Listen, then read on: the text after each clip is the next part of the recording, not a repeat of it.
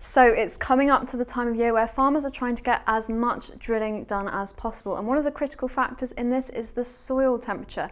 So I thought we'd start off this week's video by taking a look at the soil temperature across East Anglia. This is the 10 centimetre soil temperature, and there's a lot of lines on this graph, so we'll explain them all a bit quickly. So you can see this dark pink line here, that's the average so far this year for Marham, which is a station in North Norfolk.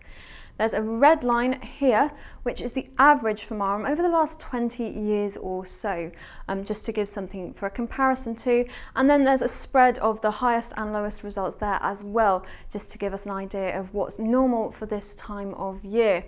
So I thought we'd take a look back. So starting off with January, this was quite a cool month. Temperatures were below average for much of the month, and therefore soil temperatures were below average for much of the month too. You can see here, but as we go into the second part of January, things did turn a little bit milder. We had a few milder interludes there, and that shows in the soil temperatures as well. Then going into the first week of February, the first week was quite mild as well, but you can see plummeting as we went into the second week of February, and we had the return of the beast from the east. Into the second part of February, things did pick up actually, and places did become almost exceptionally mild for the time of year, and resulting in above average soil temperatures for then as well. But then looking towards March, closer to where we are now, it's been a bit of a mixed bag this month. It's been quite settled for much of the time. We've had high pressure close by, but there have been some unsettled periods in there as well. Generally, temperatures have been close to, if not slightly above average, and that's the same with the soil temperatures here too. They are close to the red line, if not slightly above at times. You can just see towards the end of the period here a slight drop off, and that was about 10 days or so ago when we had some north to northeasterly winds, so things did get a bit cooler there for a time. And unfortunately, at this point, the Marham station stopped recording soil temperature for a brief time. So I've put this green line on for Wattisham, which is a nearby station in Suffolk, just to give us an idea of what things have done over the last 10 days or so. And you can see that has picked back up. It's now sort of close to, if not just above, that red average line. So we're about average for the time of year. And I imagine over the last day or so, when it's been quite warm, we'll have had a marked improvement on this as well. But what's set to continue over the next couple of days, it's quite critical at this time of year. So let's take a look at the forecast. We'll start off with the jet stream, which is actually mainly sort of going to the north of Europe, and that's steering areas of low pressure towards Scandinavia, where things are wetter than average there at the moment. But generally you can see that we're sort of in this area of high pressure, more settled. The jet stream generally sort of steering around us, so we're allowed to stay more settled. There's a few areas of jet out in the Atlantic, sort of spinning up a few little areas of low pressure, but generally not coming towards us as we stay under this area of high pressure, with areas of low pressure generally tracking to the north. So starting off with this current setup then, you can see we've got high pressure over the continent over there, and that is helping to keep things settled for us, ridging in towards Britain, keeping things nice and settled. However, we have got low pressure and a cold front across northern areas, and that's been bringing some quite persistent rain to parts of Scotland for a time. And as we go into tonight, I think that rain is set to persist, but elsewhere it's looking to be quite settled with clear spells overnight and mostly dry, although the risk of a few mist and fog patches perhaps in the southwest. And that little spell of rain sort of slightly slipping southwards into parts of Ireland. Now into tomorrow, we do have the risk of a few very isolated showers across parts of England, most likely across the Midlands, but these are due to be very isolated, so I imagine most places will be largely dry with plenty of sunshine and feeling quite warm as well, with maximum temperatures up to 23 or 24 degrees Celsius. It's really only that area of low pressure that's moving out to the west, and we might see some spells of rain in Scotland or Ireland at times, but elsewhere staying largely dry. And then as we go into Thursday, we've still got sort of the lingering front is somewhere around here, somewhere across sort of southern Scotland, northern England, but it's weakened so much you can't really see much rain left on that. It's really just cloud at the moment. And as we go through Thursday, that is likely to slip southwards. And what you can't see in rain, it will bring a drop in temperature. So that is a cold front introducing some colder air to many places. So although we've got high pressure around and the day will stay mostly dry for some places, it will start to feel cooler as we see a sort of north to northeasterly flow developing, so starting to feel cooler for Thursday. And then into Friday, we have got that risk of frost at first, obviously with those cooler temperatures, so be mindful for the possibility of some frost on Friday morning.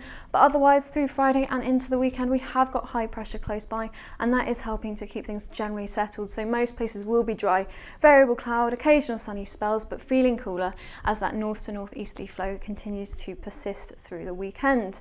And again, Saturday morning carries the risk of frost as well, and feeling cooler. So if you're looking to do some spraying, it looks good for you with that high pressure generally around for much of the time.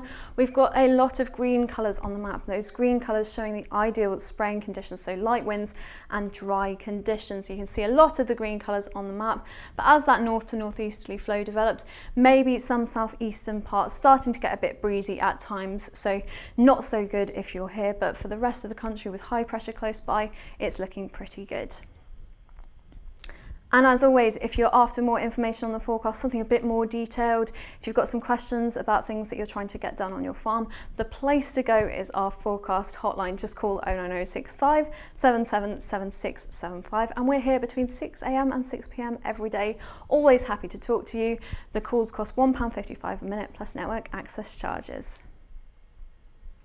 So as I said, we'd come back to the temperatures, and this is the temperature trend for Leicester, and as you can see at the start of the week, so today and tomorrow into Wednesday, it's looking pretty mild. As I said, temperatures up to widely up to 20 degrees Celsius across much of England and Wales, but you know, up to 23 or 24 possible in a few places, so quite mild, but you can see it dropping there as we go towards Thursday and indeed Friday and the rest of the Easter weekend, so starting to feel a bit cooler as that cold front brings us some cooler air from Thursday. And you can see too with the cold temperatures, the minimum temperatures there, starting to get a bit closer to the 0 degree line, so indicating we might have that risk of frosts as we go towards the weekend. And you can see into sort of the first part of next week, not really much improvement. Temperatures, maximum temperatures generally in the high 10s and the low teens, while minimum temperatures will be close to freezing at times overnight. So there will be a risk of frost, and I think it will feel quite chilly in places next week. So in terms of the weather forecast, we're showing an ensemble here, and an ensemble forecast is where we run a model several times with different starting conditions just to get a spread of how things could look in the coming week. So if you want to find out more about ensemble forecasting, just click the link up here. But we'll start with the pressure ensemble. As you can see, it's quite high, sort of at the start of the week with high pressure close by for much of the time. But as we go towards the end of the Easter weekend, sort of Sunday night into Easter Monday, we have got another cold front sort of starting to push southwards across Britain, and this will result in falling pressure for many places, so becoming more unsettled.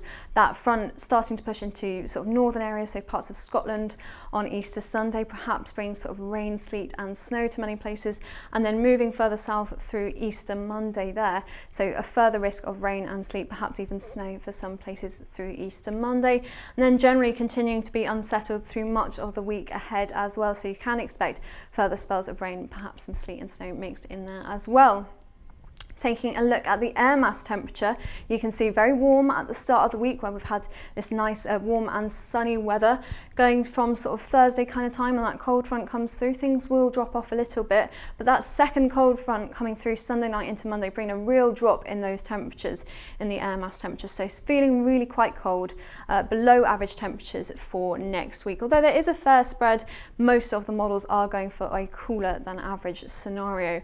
So expecting it to be quite unsettled and quite chilly at times next week. But just as we look towards the end, you can see things sort of starting to pick up in both the pressure and the temperature, so maybe some light at the end of the tunnel.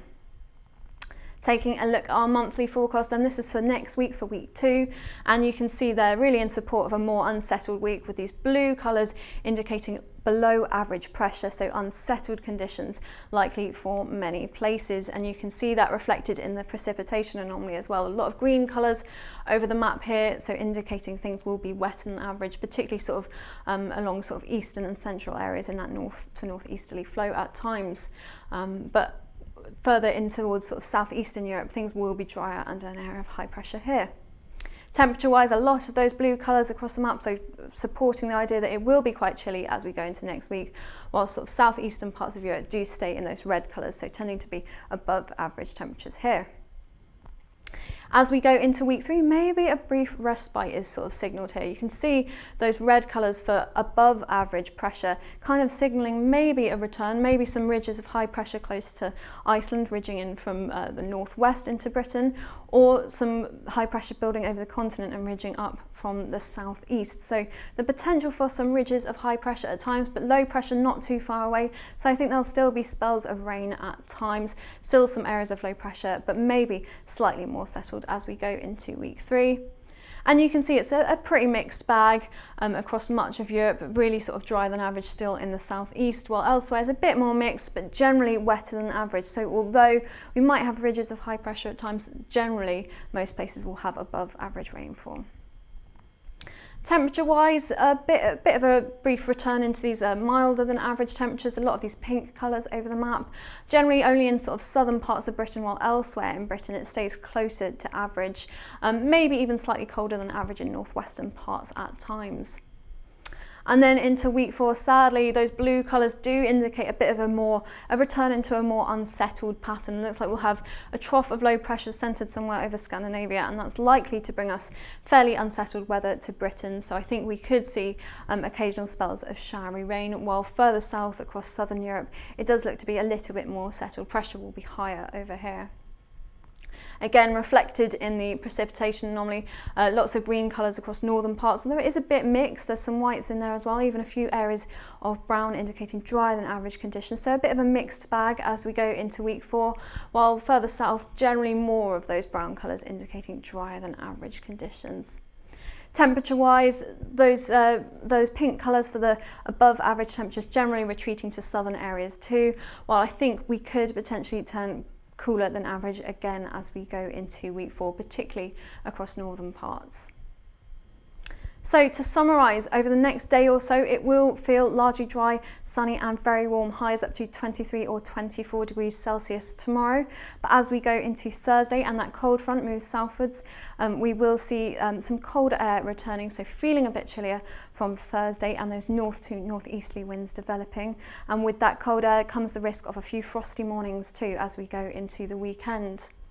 Now towards the end of Easter, so Easter Sunday into Easter Monday, we have got that second cold front moving southwards. That could bring some rain, sleet or snow to many places, and following on from that it will remain unsettled and quite cold into that following week, so expect further risks of frost at times. Towards mid-April, there is a vague signal that we might see something a little bit more settled, some respite possible, but I think as we go further ahead it does look like it will become unsettled again. Thanks for watching this week's Weatherquest Farming Forecast. As always, it'd be great to hear from you, so do feel free to get in touch with us on social media.